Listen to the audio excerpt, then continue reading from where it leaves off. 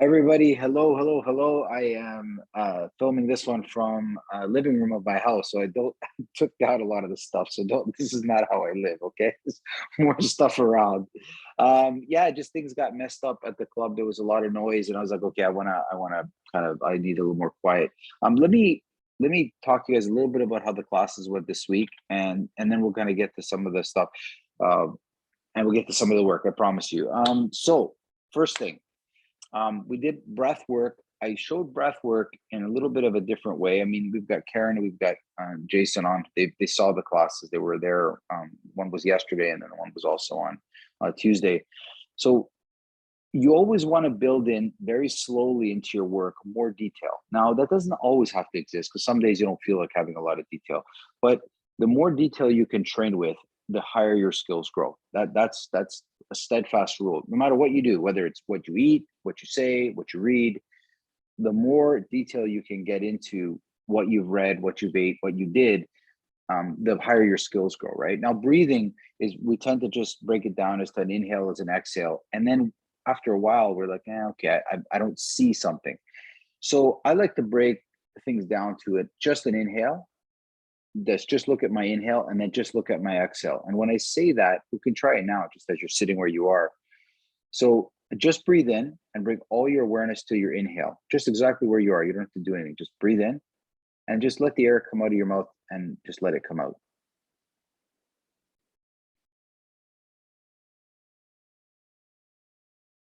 So when I'm looking for what a detail I'm looking for is maybe the depth of my breathing. I'm not trying to breathe deep, but it feels rather shallow right now for me. I'm not going to change it. I'm just saying sometimes it goes deeper than others.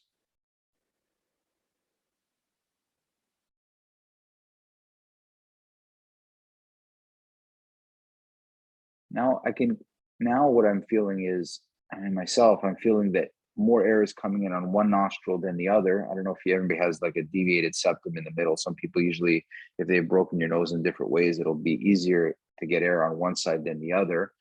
I'm getting air in both, which is important, but um, not as smoothly. It's smoother on the right side than the left side.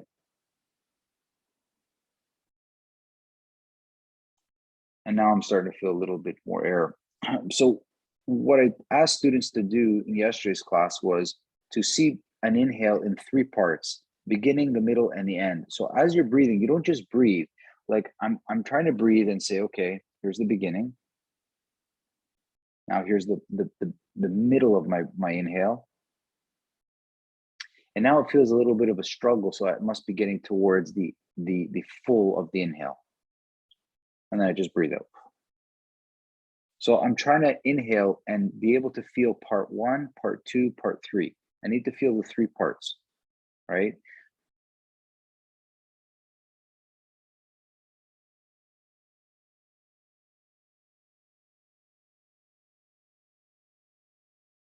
Now, somebody in the class after in the circle had they made a lot of different analogies. People compared it to like writing, and then here's the intro, the body, and the conclusion. That's one way of looking at it. It could also be part one, part two, part three. I don't. However it is, it's not a time. It's not like breathe in for 1 second, 2 seconds, and 3 seconds is part three. It's not a time thing, but it is very clearly. I can feel when this is the beginning, this is the body of it, and then this is the end of the inhale. And you need to know when those things are coming as a feeling, not necessarily as a number. Well, when they exhale, just let go. Just let go. Yeah, don't give it any, because what I'm trying to do, Alberto, is that you want to really, really fine tune it, because inhale is a struggle, right? So I explained that at the class too. Inhale is a struggle, exhale is a relaxation. So it's like we want to get born, and when we die, it's easy, right? It's an effortless to letting the breath go, right? But on the inhale right now, I'm trying to really focus on bringing more detail to just an inhale. So by doing that, I break it into three parts. I could break it into 10 parts if I had enough sensitivity. I don't know, but I think we'll start with three. Let's do three for now. Would be good, right? And I'll show you how this ties in. This concept of threes is very interesting, and it's going to permeate to the whole class I taught. So again, we're breathing in. For me, it's very quick, the beginning, and I can feel it because it's like I have to try to get it. It's like the very first step I make, I have to try, and then the next ones come easier, right? The next ones come easier after the first one. It's like the beginning, it's like now I'm into the ball, I'm into the middle part quickly. That's bigger part than the beginning. And then the end, there's a little bit of a tightness because I'm getting full. So I can feel kind of like the body kind of pushing against it. I feel some resistance. So I know I'm getting to the end. And that just comes out, okay? So we did that with like walking. I did it with running. You could do it with all kinds of things, but I think it's safe to say seated or lying down, walking or running. So this week when you're going about your day, like let's say you're, I know like you say you're walking to the office or you're walking to your car, just try say, okay, in the morning, I'm only focusing on inhale. And then in the evening, I'm only focusing, or in the afternoon, I'm only focusing on exhale. And it can just be quick, guys. It can be like as I'm walking to the copier or as I'm walking upstairs to downstairs. And you're doing the same with your exhale. So let's try it with your exhale now, right? So inhale, I don't care about, just breathe in. And then on the exhale, there's breathe out, and there's the beginning, middle, and then an end. And that last little bit, especially the end, feels like I've got to squeeze a little bit more to get that end bit to happen, right? So there's I breathe in, and then I start to breathe out, and it's really easy at the beginning. It comes out, keeps coming out, and then I know the difference between the middle and the end because the end feels I have to really squeeze to get more out of it. Try it one more time. Breathe in, just in. And then breathe out.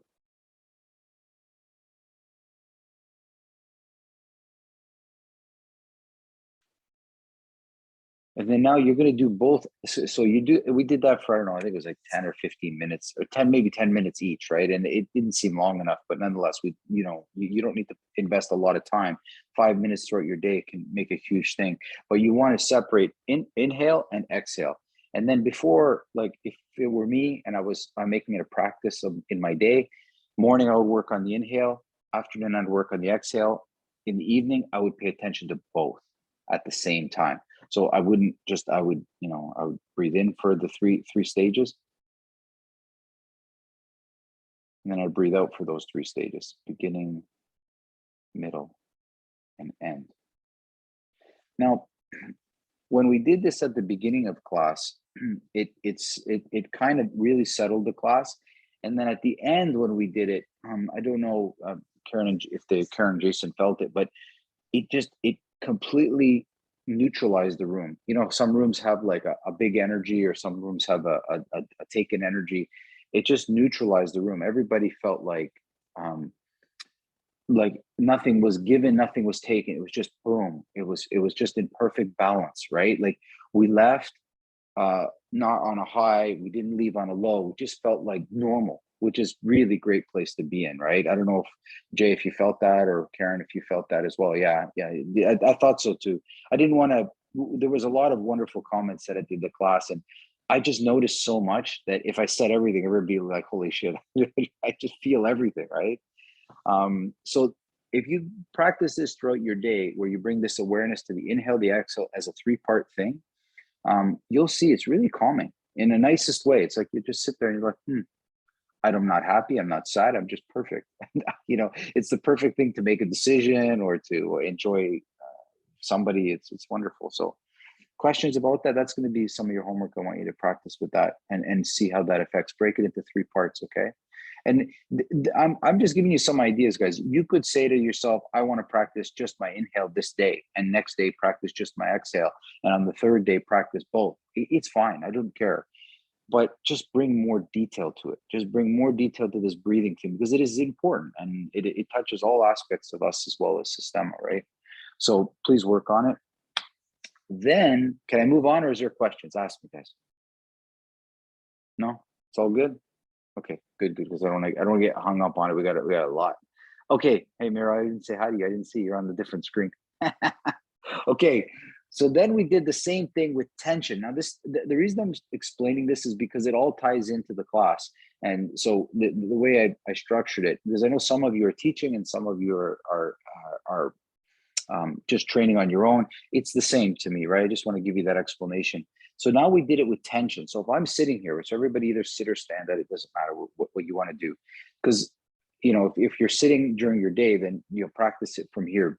So I'm going to breathe in and I'm going to start with my arms, and I'm going to tense up my arms with an inhale and exhale. And I'm going to pay all the attention to the tension in my arms. So I'm tensing them up about 1/3. And then I'm going to breathe in again. I'm going to tense them up another 1/3. And then I'm going to tense them up a lot, or like almost completely on the last 1/3. And then breathe out, let them go. So the same breathing that I did part 1, beginning, middle, end, I add now tension in the arms as well. So just the arms. So I'm trying to develop, instead of an on-off switch, a little bit more of a dimmer switch to the muscles in my arm.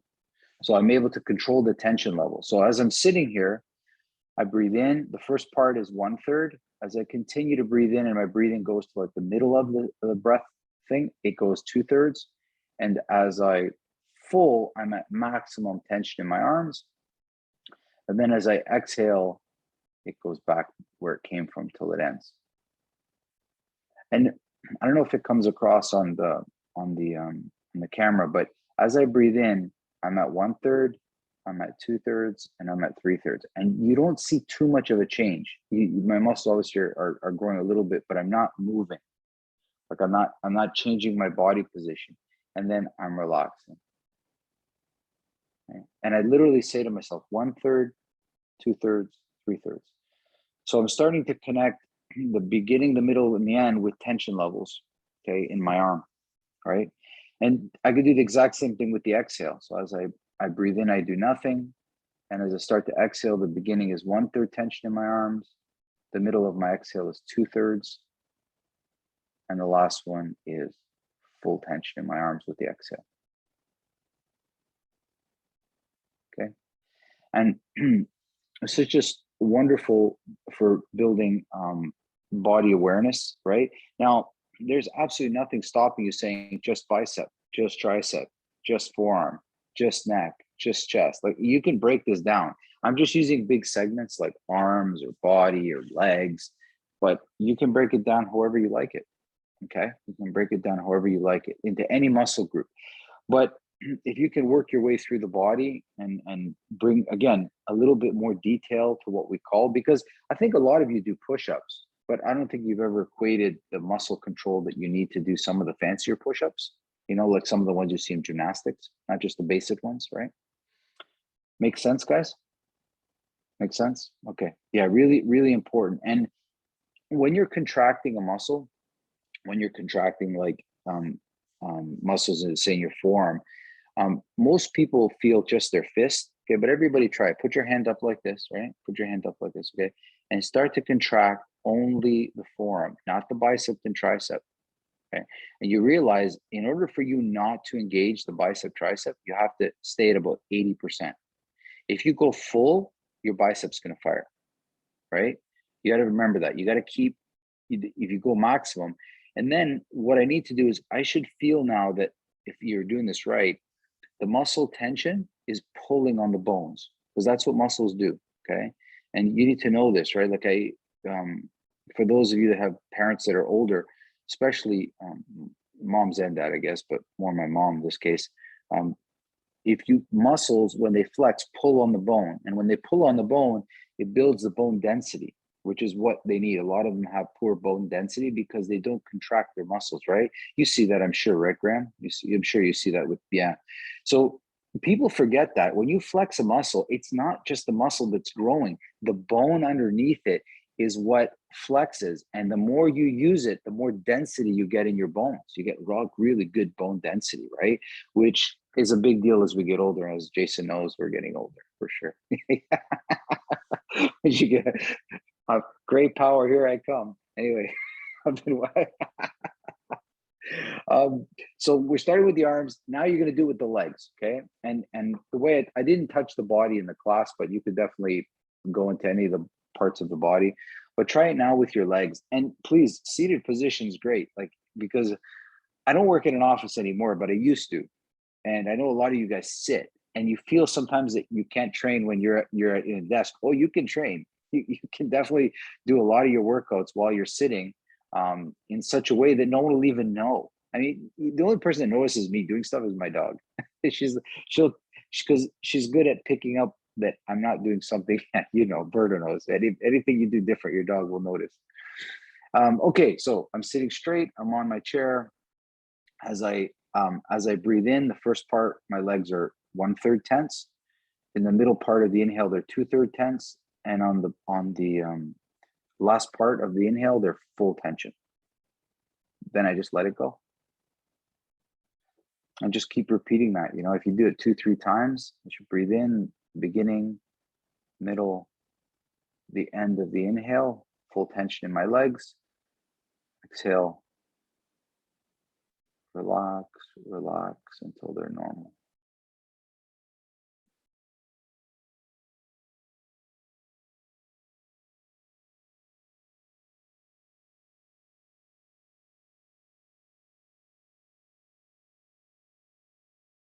And then you do that exact same thing with the exhale too.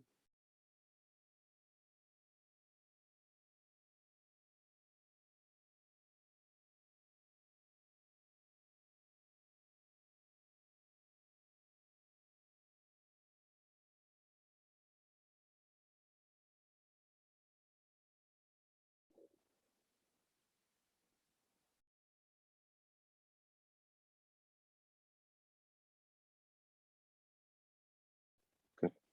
Okay, you got it? So you see that, right?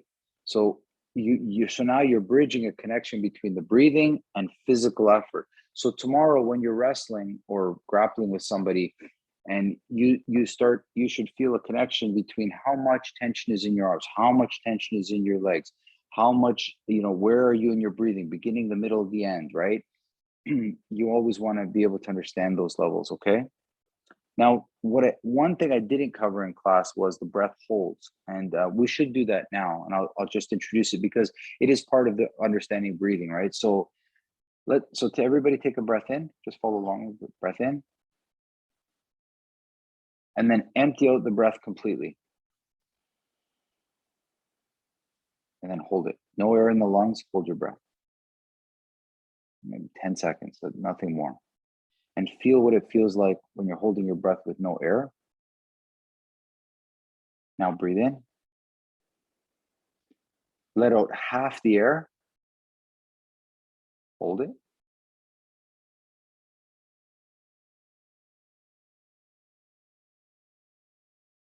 Again, that should feel a little bit different, right? Breathe in. Breathe everything out. Breathe in. Full, like a lot of air. Now hold it.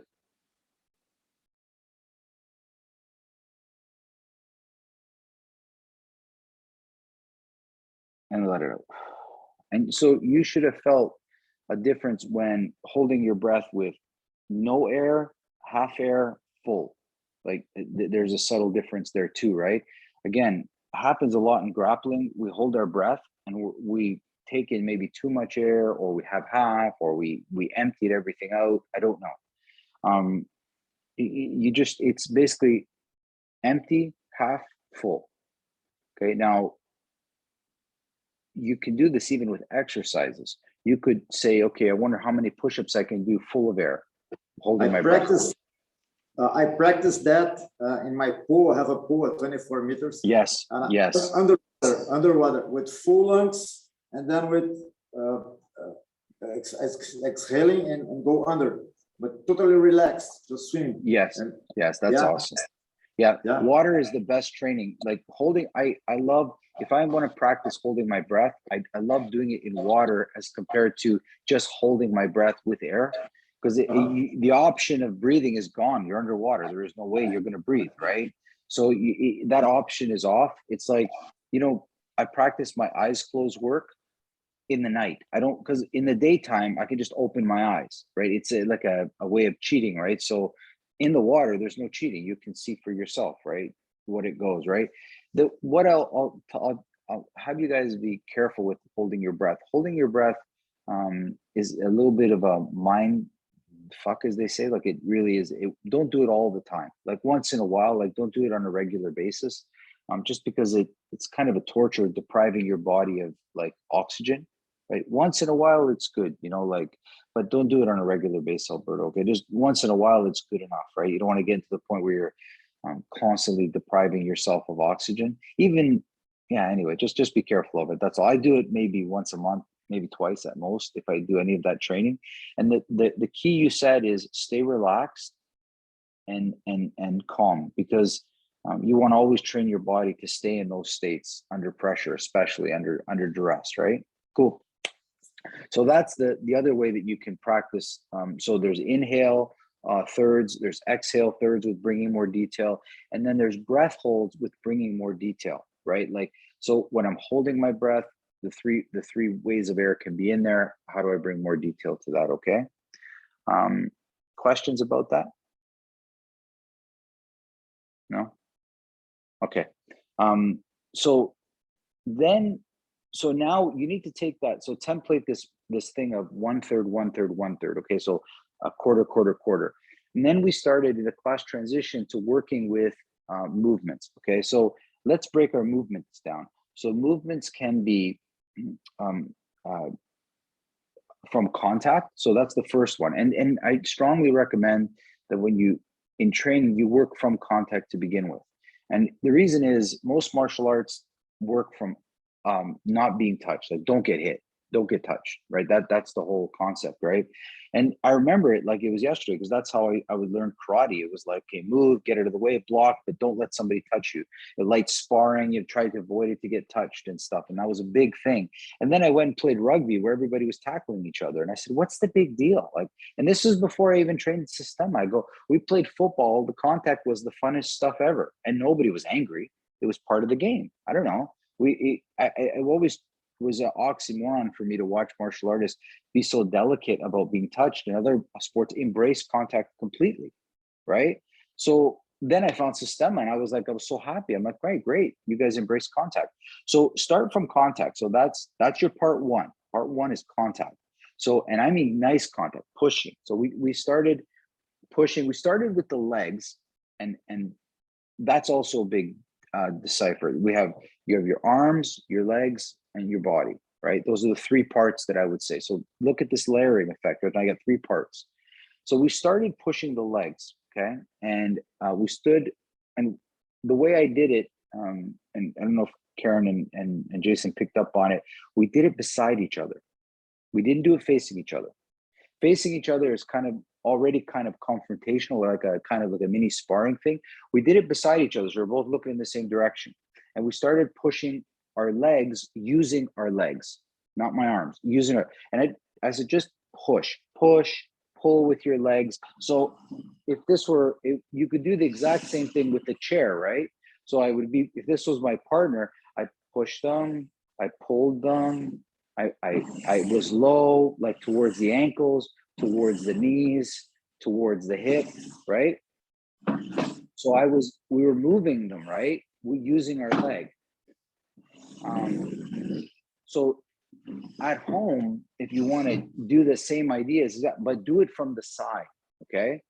And you're moving, you don't need to do it now, but if you want, Alberto, you can. I'm just explaining it, how I put the class. And we spent quite a bit of time pushing and moving the legs, right? And once I saw people, because they didn't have the balance and their legs were kind of inaccurate. Jay, how did yours feel? And maybe Karen, maybe you can tell, how did it feel? Did you feel like you had them where they wanted? How was it? The legs or the partner? Yes, the legs. Like that when was you the were using your difficulty. legs. The difficulty was being able to use the legs like the hands, if you know what I mean. Like that was the hard part. So this is so again, here's another layer of three. So when you've got the legs now, you've got ankles, knees, and hips. There's your three levels, right? So moving them you can use, like Alberto's got that ball. That ball is perfect for the knee level. That's when you stand up. If you look Alberto in the camera, that knee is that ball is exactly at the knee level. So when you're moving a ball, and if, in my chair too, if you look at it, the back is like roughly the hip level. The seat is exactly at my knee level, and the legs of the chair are exactly where my ankles or feet would be, right?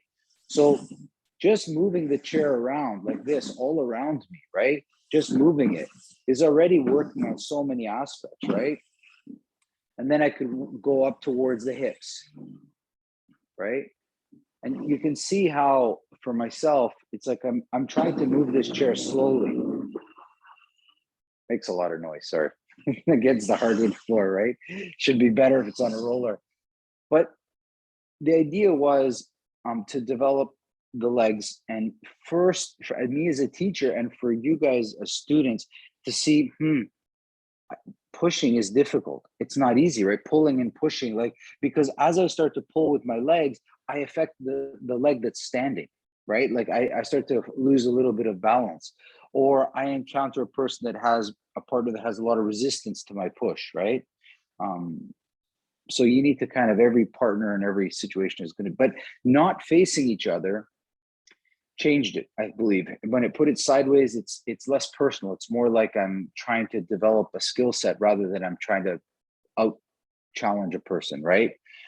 And also the hip on the sides has way more range. Like when I'm here, like when I'm sideways, like I realize that, I've got like just tons of range, right? I've got tons of range through the hip.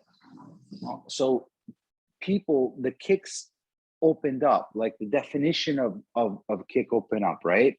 I don't know if you've ever seen what some sprinters do to loosen up their hips, right?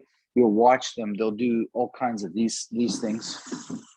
Like they'll be like swinging, their legs like that, or, they'll be like, they'll be swinging. But if you try that yourself, okay, you will notice that the side one, it's like no effort whatsoever. But the front and back one, it's like there's an end, there's a beginning and an end, right? But that side one, it feels like my hip has twice the range, maybe 3 times the range, right? So it's way more relaxing. So working from the side is important. And the first part of working with legs, part 1, much like the beginning, the inhale, is contact, is working from a push or a pull, okay? So stay there. Then the next part was, now move away from that. So in other words, I've worked from contact, my body and mind have acquired a level of understanding, so I'm not scared, I'm able to take the contact and follow the direction. Now I'm going to become clever. So as somebody's trying to touch me, I move my leg just before it happens. So now I'm studying. Did I lose anybody? You guys hear me still? You're good? Okay. So now before somebody's leg touches my leg, I move it away. I don't move it away like way before. As it comes close, I move it away. So now I'm studying how to protect my leg from something that's coming towards it. Not because I'm scared, because I understand, right? So you want to develop, you don't want to move from fear, you want to move from understanding, right? And this changes everything. You move from understanding, right? Alberto, does that make sense? Karen, you got that, right? You got that. And Miro as well, you okay? Yeah, okay. So first there's contact, then there's movement before the contact. And then the last one is the movement that went away from contact must come back.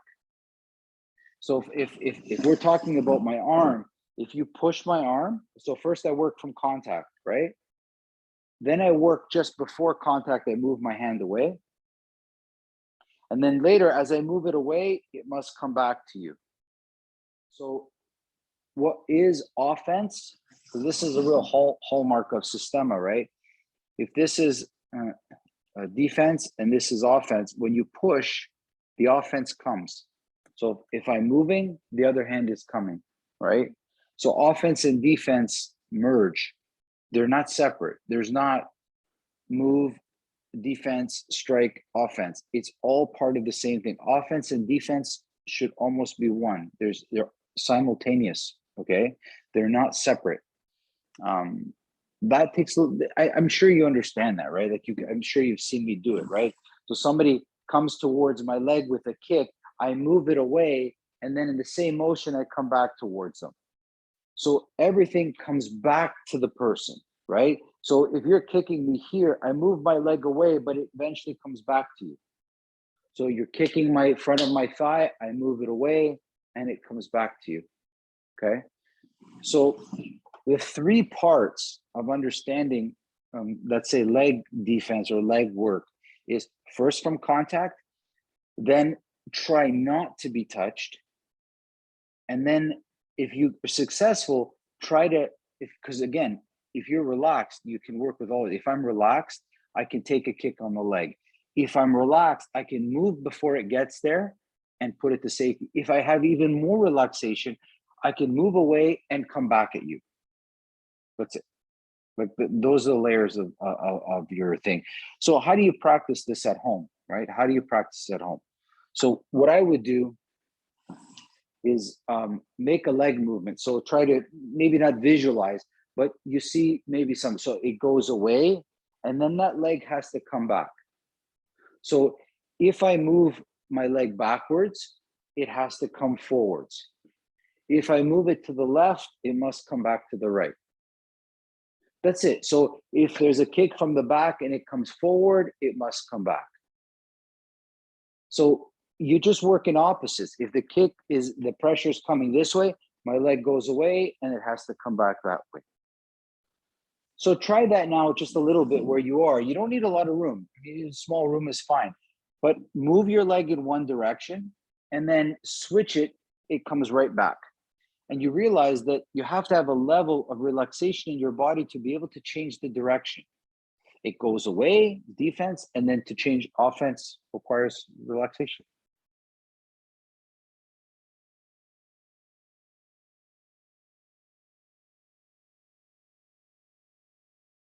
Yeah, don't rush. I mean, it's not, there's not really an attacker there. Just, yeah. And so to flip it, to change from out and to come back to defense, there's got to be like a flow to that. There has to be like a relaxation to take it back.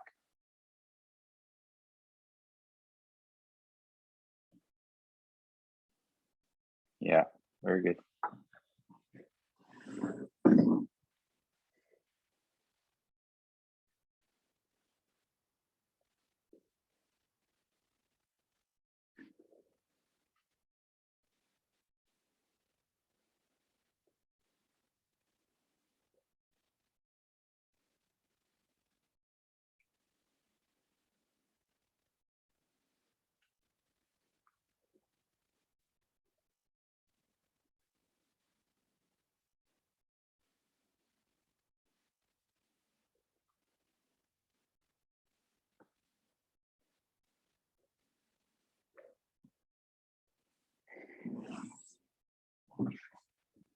You got it, guys. You got it. Okay, good.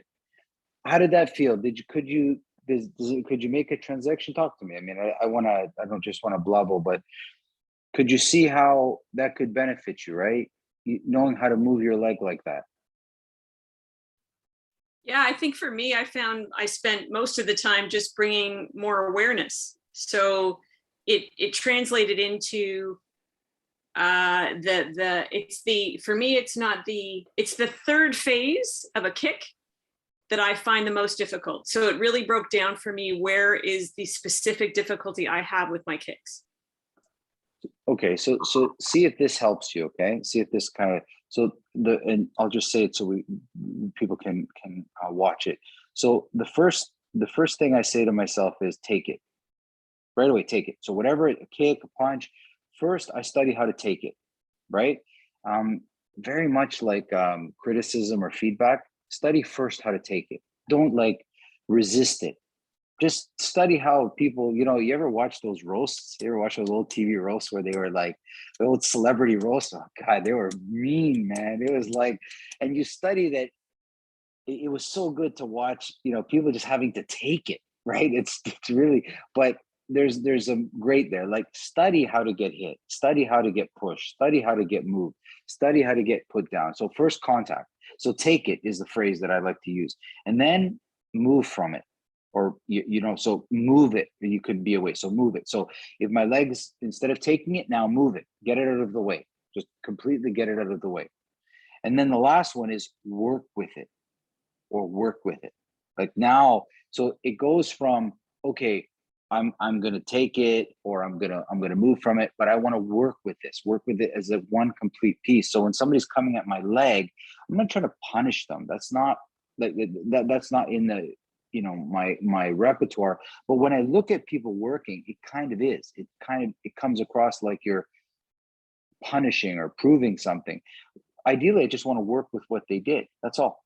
Right? I just want to work with it. And some people will comment because when you work with people, they're not upset. They're interested. When I'm doing demos with students and I'm working with them, I'm not, and because of that, they're interested. If I tried to prove something, it would be different. Let's see it, right? Does that help you, Karen? So take it, move it, work with it. Okay. And that last one being the hardest, for sure. Without a doubt, working with people is very difficult, for sure. Yes, no, Karen? Yes, yes, yes. Oh, she's muted me. I can't hear you. You're not there. Sorry. I was doing that on purpose. I was trying not to come back on. No. Yeah, I just want to make sure. So I love what you did in terms of the breakdown. Like it even crystallizes more for me. Like I'll come back and watch this video over and over again. I've done a bunch of times because it really crystallizes for me what I needed more detail on. And you can work with props like that ball that Alberto has, or a chair. You can work with that, but it's not as necessary as you might think. And just the idea of moving away, bringing it back is already plenty, right? There's a lot there. Okay. Now you could, without a doubt, apply this to arms as well, right? As well, you could apply this to your arms. So again, I would allow somebody to push my arms, pull my arms, move my arms, right? And then after a while, and I don't put a time on it. There's like, how can I say this now? Meaning of something is not a cognitive function. People think that you develop meaning through your mind, okay? It's not, guys. The highest level of meaning comes through instinct, okay? You're developing an instinct here that when not based on, but at some point, if I let somebody pull my arm, push my arm, pull my arm, but maybe I love the guy. Maybe the guy that I'm working with is just the best guy. Our conversation is just great. There's no scaring. There's nothing. But at some point, as he goes to grab my arm, I'm going to move it. And I don't even know why. He didn't scare me, but my body already has developed an instinct for something that's coming towards it. Okay, it's instinctive, right? Have you guys ever gone through a crowd? You're not mad at anybody. You instinctively go around people. You didn't even think about it. So I don't want you to say, because the teacher said move your arm, I moved my arm, right? That's what we have in our society now, right? Please tell me what to do. I don't know what to do. Like, you know what to do. You're not stupid. You have a brain, right? So instinctively, as somebody comes or pushes or pulls my arm, I move it. I start to move my arm, right? As somebody tries to grab it, right? So first I take it, I take the pull, I take the push, and then later I start to move it around, right? I start to move my arm away from the danger. And then much like the leg, then I take it away and I work with the person. So I take it, I move it, I work with it. The exact, in that part 1, part 2, part 3. That's exactly the order you should study Systema. What I usually see is people that can't take the strike, or they can't take the contact, and they already try to move from it, but they're scared. Their movement is scared. So see how this goes wrong? So I'm not willing to take the contact. So I move before I'm willing to take contact. And maybe I do move, but where I end up, I'm scared and I can't work with it. because I'm working from a fear reaction. That's all.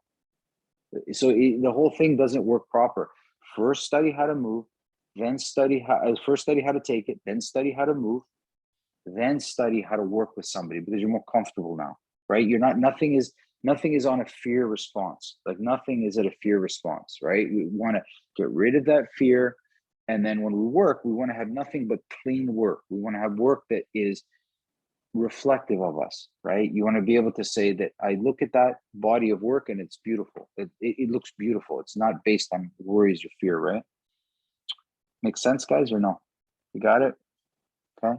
So it's very easy to practice this, right? And Super does easy. that work? Say that. Does that work for ground movement too? Like, 100%, even more so. Alberto, there was a period there for 2 years. I let people punch me, grab me, choke me. Like I only focused on taking it and moving. That's it. Taking it and moving. Because for me, it was very easy to go offensive and solve all my problems. But at the core, I didn't move and I didn't take it. You know, I guess we got it. I wanted to prove it. Rather than, you know, I didn't want to. So taking it gave me such a calmness because I understood now what I can do. So I let people grab me or choke me or get really close and survive, and just get by, understand and calm down. And now when I go offensive, it's not because I don't want to take it or because I don't know how to move from it. I know how to take it. I know how to move. So now it's very easy to work with somebody because I know those things, right? Yeah. Like you have to be brutally honest with yourself. When there's an offensive thing that you do, it doesn't matter if it's words, fighting or physical. You have to make sure that the source was not anger, fear, you know, something, you know, it should be clean movement. It should be absolutely honest, right? And you know it because it feels okay. Even though it's something, it feels okay, right? Makes sense, Alberto? Wrestling even more so. Even the good grapplers, they're so calm. They're not trying to prove anything, you know, nothing like this, you know. They're quite good at that level, okay? So that goes for almost anything you want, right? Questions before I progress, guys? No? So the arms at home when you're training, it's the exact same thing. If I look at the movements here, it's not as many as here. Look at sideways. Look at all the movements I can do sideways.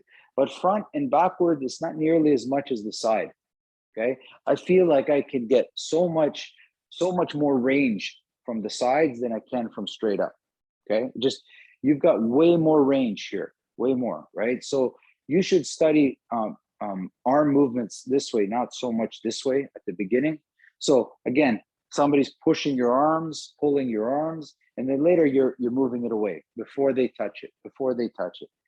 And we did this in class. You have to let your arms, everybody stand up, just watch me for a sec.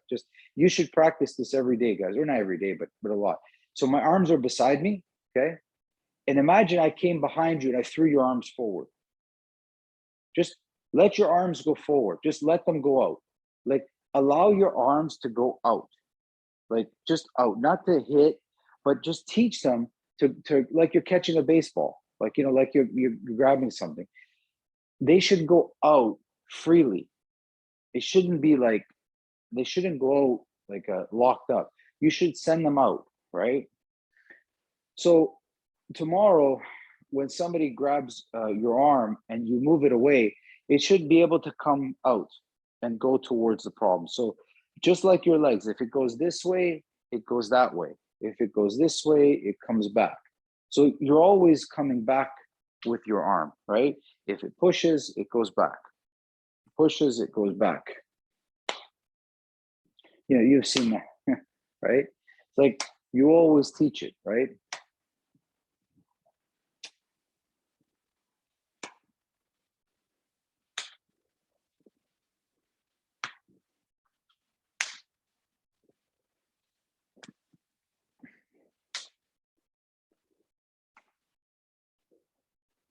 So what we noticed in class was when somebody's kicking your legs and you move your legs away, you want your arm to be able to come to your aid quickly without a panic response to it, right? So I found in class, I don't know, I'm sure Jason and Karen saw it as well, that when it came to going like offensive or towards your partner, there was not the smoothness, right? It was not the smooth. Did you find that, Jay? It wasn't the smoothness, right? You didn't see that, right? Smoothness and distance was a real big challenge. So I don't know if I shared with you this story. So when Michael came to train us a long time ago, there was this grappling thing we were doing, and he made us walk away from each other, go to two different walls, and walk towards each other. And he goes, when you get close to each other, we thought he was going to say punch each other, right? Hug each other, he said. And we hugged each other. And then he goes, okay, go away, go back to the walls and hug each other. And go back to the walls and hug each other. We did it for a half hour, guys. Half hour, okay? We're talking about like guys that were ready to fight, and now we're walking to each other for a half hour, hugging each other, okay? It got stupid. It felt so awkward. I didn't know what else to do. You're like, first you make a joke of it, then it becomes, okay, when is this, has he lost his mind? Maybe this guy, who knows what he's thinking? And he even laughed about it. He goes, you guys think I'm probably crazy. But then he said something, he goes, okay, guys, now, when the person attacks you, I want you to put him down with that exact move. And it worked perfectly because we came at the person with what looked like a hug, something that was very easy not to get upset about. And it worked every time.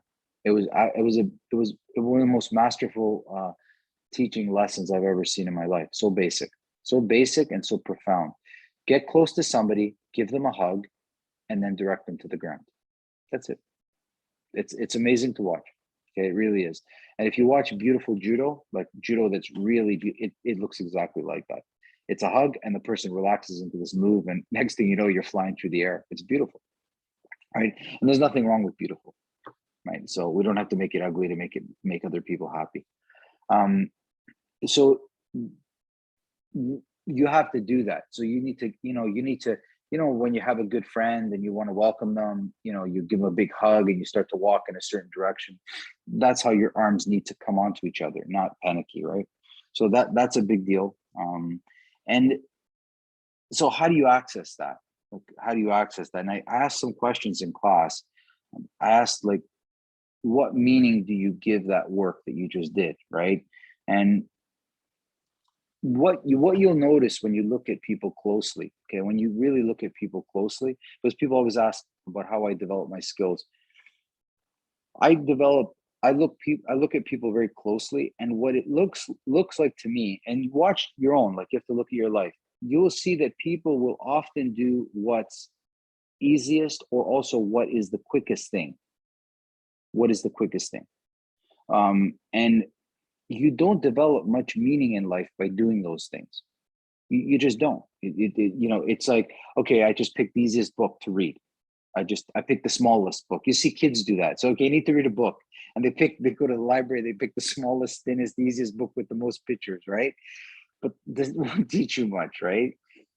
So when you're training, any movement that you make should give you some sort of a meaning. It should have some meaning to it. It shouldn't just be something you did because the teacher said so. So what I explained to students was when I was working with my legs, the meaning in my legs is health. I've destroyed my legs in contact sports for years. Yeah, one sec, to I'm on a. So it's okay. You can come in. I'm on a call. What? Okay. Sorry, my son decided to come home. Hey, so the meaning that I give kicks is nothing to do with kicking somebody. It's all to do with healing my legs. The more I move my legs, the better my joints, all the parts of my legs feel, because I'm moving them. I have nothing in my want that wants to kick another person. It just has no meaning for me. I can do it, but it has no meaning for me, right? If I can't kick my neighbor, then why am I going to practice that? I'd love to kick my neighbors, to be honest with you. I can't stand them, but I can't. So the meaning it has to have is health. That's what I need. I want healthy legs. That's what I really, really want. So as somebody's pushing my legs, I'm not thinking that they're attacking me. I'm thinking about moving. They're giving me a reason to move my legs. That's all. That's all that is. That's the only meaning. I started working out, guys, when I was 15 years old, not because I wanted to get strong, but because I was bored and I had a spare in grade 10. And I had a good friend that decided to work out. So I wanted the company. That's how I started working out. I'm not joking. I stayed in martial arts because my good friend Bobby loved it. And I kind of liked it and I stuck around, but I did it mostly for him. Like that was the meaning. It was just to hang out with my friend Bobby so we can go have Kentucky Fried Chicken after karate class. That's the truth. I hate to disappoint some people. It flourished something amazing, but everything has a meaning. Everything has a meaning. So that the meaning I give to my legs is that. So don't do what's quickest. Don't do what's the easiest. Try to do what gives you the most meaning. That perspective, like Alberto was talking about wrestling. You know how healthy you can get doing wrestling? You know how good, how strong you can get when you wrestle? I couldn't care if the guy beats me or pins me. I want to feel my body. I feel young. I feel young. I play. And that's the only meaning I give it. That's the only meaning I give wrestling. I couldn't care, and that's for me. And then maybe it's because I competed a lot and I'm tired of it. That's the meaning I gave it. Does that make sense, guys? So that's the question you have to ask yourself. What meaning do you give contact? What meaning do you give movement? What meaning do you give working with somebody? So if that last one I said work with somebody, if I was explaining to Karen, if taking somebody down, if working with somebody means you putting them down, does that sound like a really good meaning? I don't know. It's just like, is that, it's like me saying, I feel good when I put another person down. That wouldn't sound really good, would it? Right? But I love working with somebody. I love working with some. So you have to develop that meaning. What is it? What does this mean for you? Because once you figure out the meaning, it's hugely powerful, right? So that was some questions I asked people, right? That you look for what's meaningful, not what is expedient or it's fast. And the other thing I said, and this cuts down to how I do it all. Have you ever heard the phrase to be a human being? To be a human being. But in order for you to do that, you need to see the human in my being. Okay. Now, where do you see that? Okay. I've seen it in many places. Usually you see it when people are in such dire situation. So if you go to a hospital and you just find out somebody was, really hurt themselves and you look at them in the eyes, you can see the human. You can see the human, right? When you find out that somebody went through a tragedy and something bad happened to somebody in their family, you right away can see the human in that being, right? You see those things, right?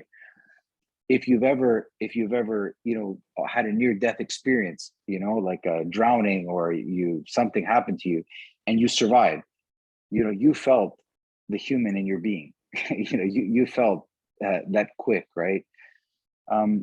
You should develop this when you're training in martial arts. You should look at people very, very closely, and not because you want to size them up, but because you want to know the work that you have to do. What is it that I'm trying to do? And it goes back to the meaning. What is the meaning of what I'm trying to do? Maybe this person needed a kind word. Maybe this person needed a punch. Maybe this person needed some movement. I don't know. But you got to develop the ability to see the human in the being. There is a person there. Right? There is somebody that is a father, that is a mother, that is a son, that is a grandfather. There is somebody there. And we dehumanize people. Somehow we make them, and that's not what I do. I never showed this work. And maybe I didn't talk enough about it. Maybe I should talk more about it. But this is important because I know the human that is Jason, and because I know the human is all of you, when I work with you, I can do much more because you see that I see you. When I see somebody knows me as a human, I let them do whatever they want to me. They can punch me, kick me. I'm okay because this person truly sees me. That's important. That's important. And that's very important for all of us to cultivate. Now, on the flip side, you have to let people do that. You have to let people see the human in you, right? You can't hide this, right? You have to let them see the human. So, I'm human too. There's I don't know if I expressed to you one time. So I had a student of mine who went up to go see Michael the last visit. He was just this big Greek guy. He's just 280 pounds, big guy. So I don't know where he decided to go see Michael when he came to Toronto.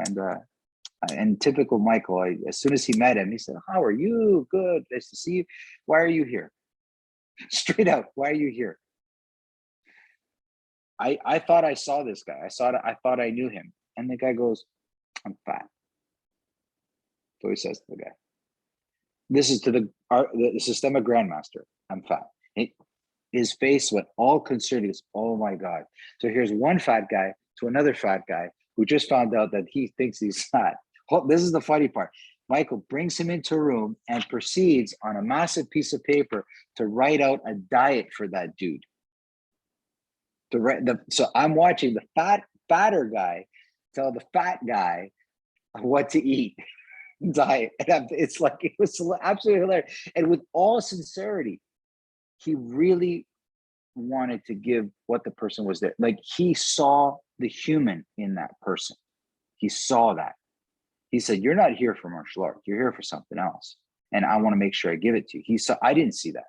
That's great. That's a, and I realized he's developed a skill I didn't have. And that was 10 years ago. And I've been slowly trying to be able to look at people and make sure that I see the human in them and what they need and what they want. And these things, like, these are very important to me, right? So when you train in these three parts, you can start to dissect it. So there is the image that people project to you. Then there's the one that they tell themselves, and then there's one that's really theirs. You guys have that, right? There's an old I remember seeing it on a wall in somebody's garage. It says, "Please God, don't let my wife sell my toys for what I told her I paid for them." I started laughing. There's what we paid for something. There's what we believe it's worth, and what we told our significant other we paid for it. They're not different. It's like, we got it and we lied about it to ourselves, and then we lied about it to them about what we paid for. To get to the cut inside a person, you have to go through many layers of what it is, right? So you're training when you hit, when you pull and you push and you wrestle and you laugh, and you're cutting layers and trying to get people to go deeper and deeper into themselves, to be honest with what's going on, right? Make sense, guys? Does it help? So if you can see the level of threes that I'm repeating over and over and over again. So the first thing you do is with your breath is make sure that you see the beginning, the middle, and the end. Then your tension levels, you can feel 30, 60, 90, 100% tension. You connect things. You look at movements as taking it, moving from it, and working with it. And this now has taken, in this basically the 1 hour recording, I have shown you guys how to take a systemic class and go 3 steps deeper than what most people ever see. So when I attend a class, when I teach a class, I'm doing this without even thinking. I do this without expressing it to you guys. This is how you need to train. So tomorrow, when you go to class, you don't have to tell anybody, and they start wrestling, take it. Then move from it. You don't have to tell anybody. You can do this all on your own. If anybody's ever worked with me, will see pretty much that's how I work. And then I work with the person. I only allow myself to work with the person if I can take it and I can move with it. If I can't do those two, I don't work with the person. No point. No point. It's only sloppy, and it's just not going to be what I need to do, right? Big tip. We're gonna try next time we wrestle. Yeah, it's actually best to do this with people that you don't know. It's really interesting, because see how you can change them. See if you can change them, right? And also encourage people to do that. Say, take it a little bit more. When somebody tries to punch them and they move away, take it a little bit, or then move from it. Okay, now work with me. I see lots of people moving very well, but they're not able to work with the person. They stayed there. They take the hit really good, but then they can't move out of the way, or they move out of the way great, but they can't work with the person. Guys, if you can take it, that's good. Go to move it. If you can move it, go work with the person. Yeah. Hey, that's it. Don't. I don't want you to become expert movers. This is like, I want you to become expert working with people. That's the golden, that's what martial arts is working with people. So we use these things as stages. So this layering of three, you know, of the level, you see it often, the physical, the psychological, the spiritual. You see this layers. All of these represent more detail in the same work. That's all, same work, right? And you can feel a punch that can touch your soul, or you can feel a punch that touches your chest, or you can feel a punch that makes you angry. All of them are a punch, but different levels of what a person's skill level can do, right? For sure.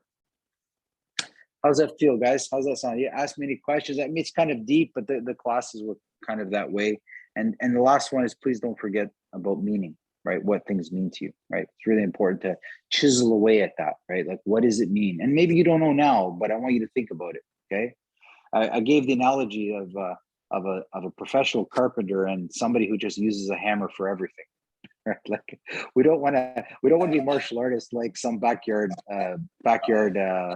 you know, woodsman with an axe or a hammer that supposedly fixes everything, right? We don't want to be that guy. Okay? Punch doesn't fix everybody. All right, guys, listen, have a wonderful weekend. I hope you enjoyed everything. I'll post the video. Jay, Karen, I'm glad you guys were here. Did the explanation I gave, did it sum it up for the guys that weren't there? Do you think that kind of summed up the classes pretty good? Did I miss anything? Absolutely. Yep. Okay, good. Yeah, if I missed anything, guys, feel free. There's so much going on. Sometimes I'm never sure, but it's great seeing you guys, man. I will see you next Friday. Keep training. If you have any questions, let me know. All right, guys. Thanks. Great weekend. Have a great weekend, everybody. Bye, everybody. Thank you. Thank you. Have a great weekend. Bye. Bye.